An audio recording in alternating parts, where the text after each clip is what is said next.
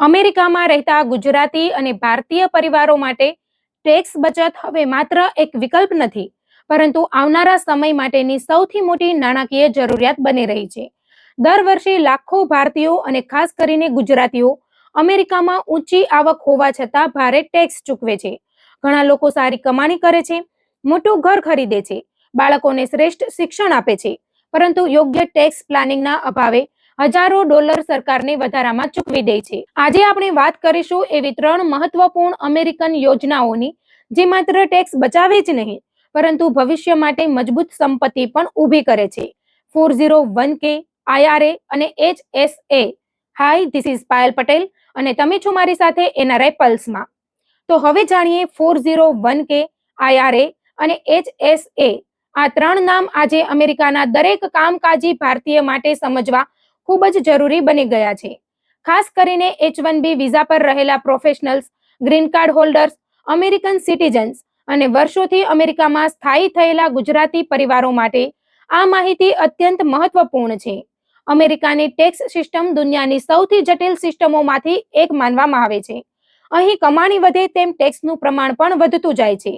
ઘણા ભારતીયો શરૂઆતમાં માને છે કે વધુ કમાણી એટલે વધુ સમૃદ્ધિ, પરંતુ વર્ષના અંતે જ્યારે ટેક્સ રિટર્ન ફાઇલ થાય છે ત્યારે સમજાય છે કે મોટો ભાગ ટેક્સમાં જતો રહ્યો.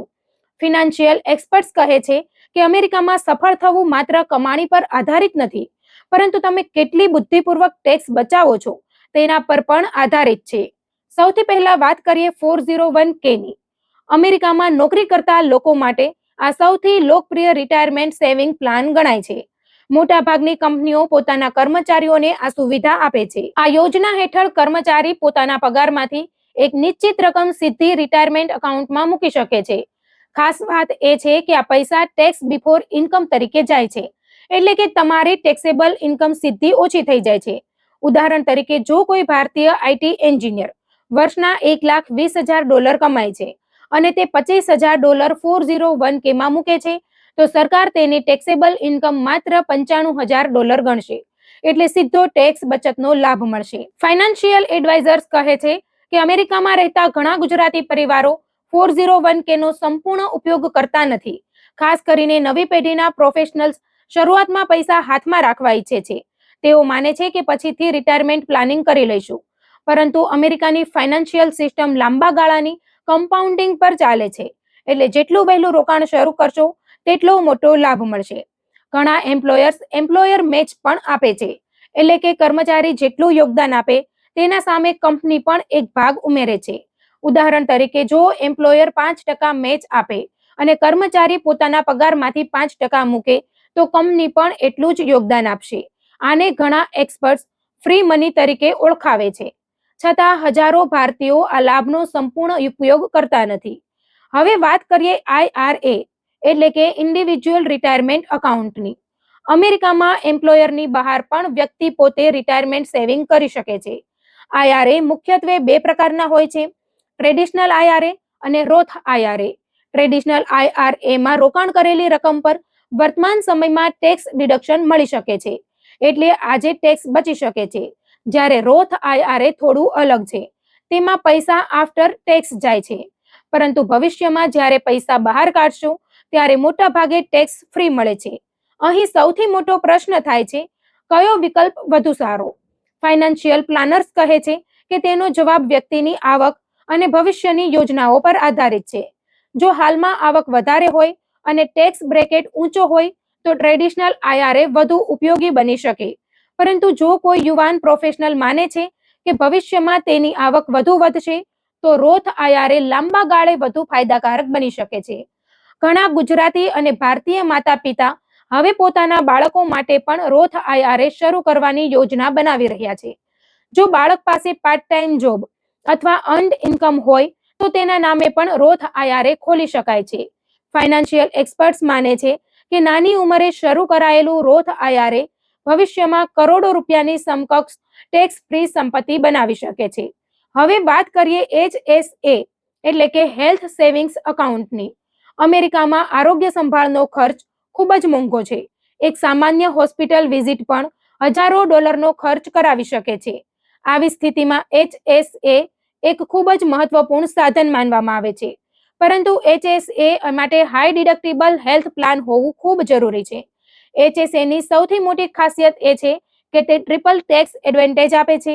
પ્રથમ પૈસા મૂકો ત્યારે ટેક્સ ડિડક્શન મળે છે, બીજું એકાઉન્ટમાં થયેલી ગ્રોથ ટેક્સ ફ્રી રહે છે, અને ત્રીજું ક્વોલિફાઈડ મેડિકલ એક્સપેન્સ માટે પૈસા બહાર કાઢો તો વિથડ્રોવલ પણ ટેક્સ ફ્રી રહે છે.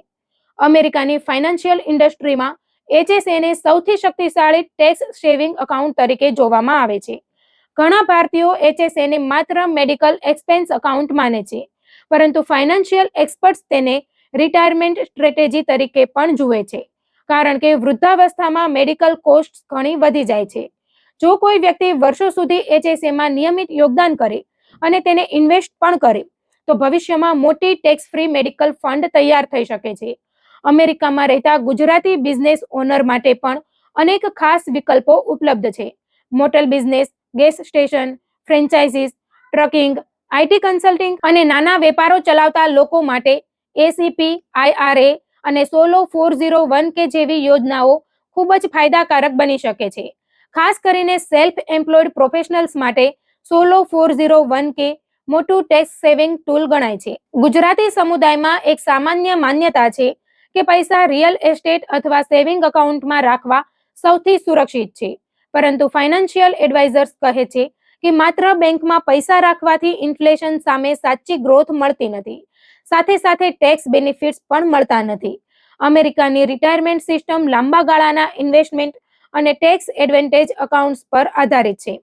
ટેક્સ એક્સપર્ટ્સ એ પણ ચેતવણી આપે છે કે ઘણા ભારતીયો માત્ર ટેક્સ ફાઇલિંગ પર ધ્યાન આપે છે, જ્યારે સાચી જરૂર ટેક્સ પ્લાનિંગની હોય છે. વર્ષના અંતે CPA પાસે જઈ રિટર્ન ફાઇલ કરાવવું પૂરતું નથી.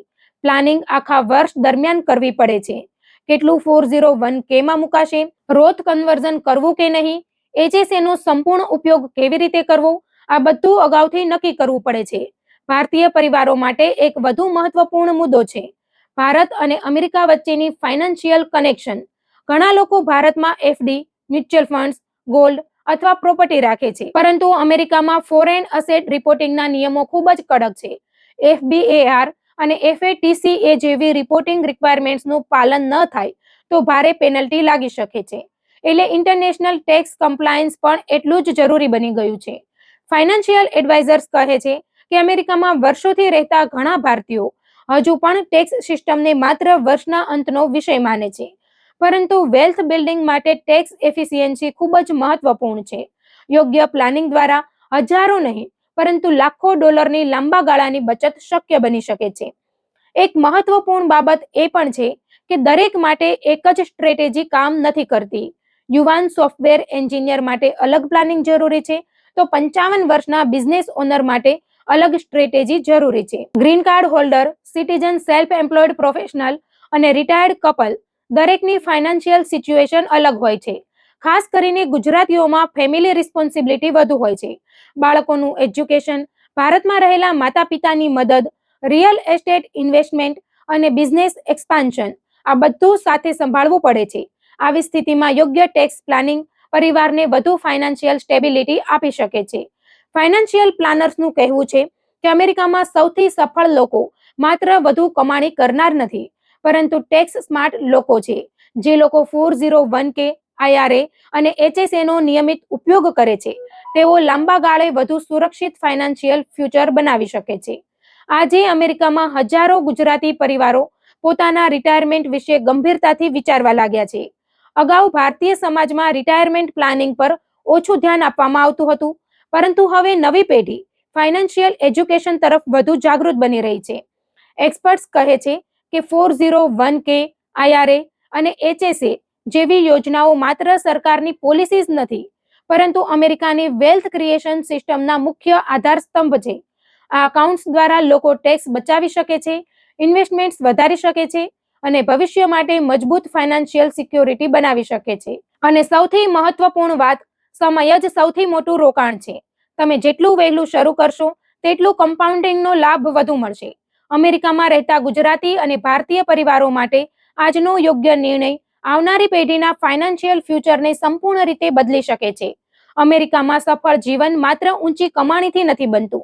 સાચી સફળતા એ છે કે તમે કમાયેલા પૈસાને કેટલી સમજદારીથી બચાવો, વધારો અને ભવિષ્ય માટે સુરક્ષિત બનાવવું.